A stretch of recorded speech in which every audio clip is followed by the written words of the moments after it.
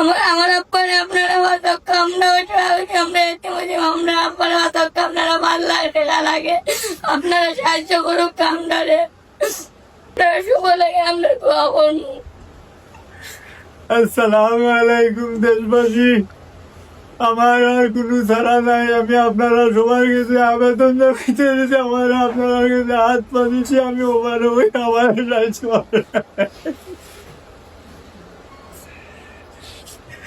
আমার দুটো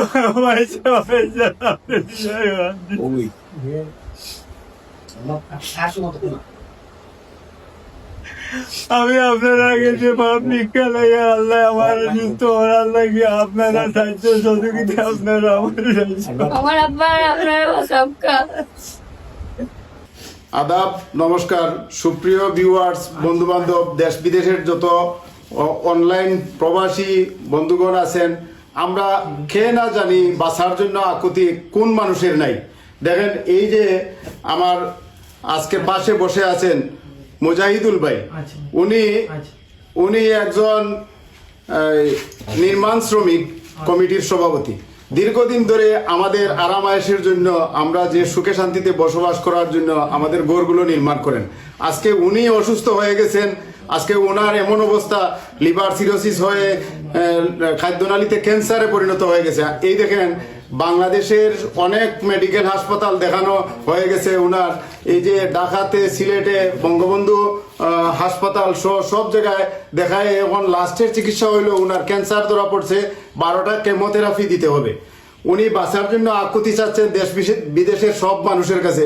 আপনারা সবাই ওনার নাম্বার দেওয়া থাকবে, ওনার নাম্বারে সহযোগিতা করে 12টা কেমোথেরাপি দেওয়ার জন্য আপনারা সর্বাত্মক সহযোগিতা বা হাত বাড়িয়ে দিবেন, এই আশা ব্যক্ত করছি আমরা। ওনার যে অবস্থা, ওনার ফ্যামিলিগত অবস্থা, উনি একটা কেমোথেরাপি দেওয়ার মতো কোনো অবস্থা নাই। আপনারা সবাই যদি 40,000 45,000 টাকা একটা কেমোথেরাপি, 12টা কেমোথেরাপি দিতে অনেক টাকা লাগে। সব কিছু হিসাব নিকাশ করে আমরা দেখছি 5 লক্ষ টাকা হইলে উনি সুস্থভাবে আপনাদের মাঝে, আমাদের মাঝে বেঁচে থাকতে পারবে, এই আশা ব্যক্ত রাখছি।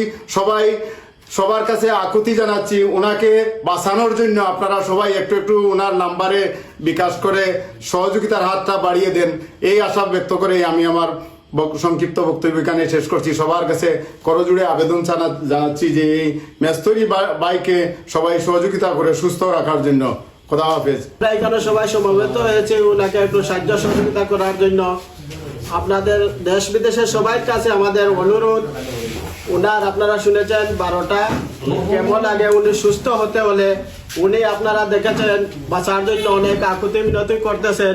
উনি খুব গরিব মানুষ, ওনার যা সম্বল, অর্থ সম্বল ছিল অতীতে চিকিৎসার খাতে সব ব্যয় করে ফেলেছেন। এখন শুধু ওনার একটি ঘর বিটা আছে, অন্য কোনো সহ সম্বল নাই। তাই আমরা সবাই দেশ বিদেশের সবার কাছে আমরা আকুতি জানাচ্ছি, অনুরোধ জানাচ্ছি, আপনারা যার যতটুকু সমর্থন আছে মানুষটি বাঁচার জন্য আপনারা সাহায্য সহযোগিতা করবেন। ওনার পক্ষে একটা কেমোথেরাপি দেওয়ার মতো ওনার সেই সামর্থ্য নেই, কারণ উনি তো ছিলেন নির্মাণ শ্রমিক, দিন আনে দিন খাইতে নেই হলো ওনার অবস্থা। কিন্তু কখনো তো ভাবেন নাই যে আজকের মতো এই দিন ওনার আসবে। বিদ্যমান এটা ঘটে গেছে, আল্লাহরই ইচ্ছা, মানুষকে পরীক্ষা করেন রোগীর সুখে। সেই হিসাবে আমরা সবাই ধৈর্য ধারণ করি, আল্লাহ ওনাকে সাহায্য করবেন। কিন্তু ওনার যে চিকিৎসা, সেই চিকিৎসা করতে বর্তমান যে কেমোথেরাপি যেটা উনি ডাক্তার যেটা ওনাকে যে একটা দিয়েছে যে 5 লক্ষ টাকা লাগবে ওনার কেমোথেরাপিটা কমপ্লিট করতে, 12টা কেমোথেরাপি। উনি তো 5 লক্ষ টাকা শুনে উনি এত ব্যঙ্গে পড়েছেন এবং হতাশ হয়েছেন যে আসলে আমরা সবাই এসেছি ওনাকে ভরসা দিতে। যে বিসমিল্লাহির রহমানির রহিম। আসসালামু আলাইকুম ওয়া রাহমাতুল্লাহি ওয়া বারাকাতুহু। হিন্দু ভাইদের প্রতি আমার আদাব।